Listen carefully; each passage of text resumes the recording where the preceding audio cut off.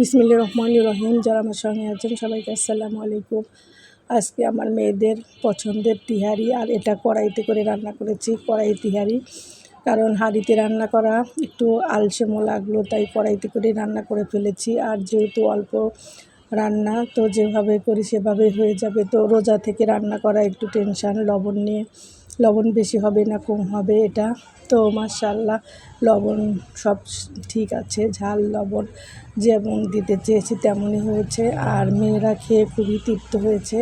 আজকে ভাজা পোড়া তেমন কিছুই করিনি, শুধু তিহারি খাবে, তিহারি খাক। আর ভাজা পোড়া করে তেল নষ্ট করার কোনো দরকার নেই। রোজার ভিতরে আসলে প্রচুর পরিমাণে তেল খরচ হয়, তো আজকে একটু তেল সাশ্রয় হলো। আর মেয়ের জন্য এই যে খাবার রেডি করা হয়েছে, তার বোনের জন্য, দুই বোন এখন তৃপ্তি করে এটা খাবে। তো মাশাআল্লাহ ভালোই হয়েছে। সবাই দোয়া করবেন আর আমার ইউটিউব চ্যানেলটি সাবস্ক্রাইব করবেন।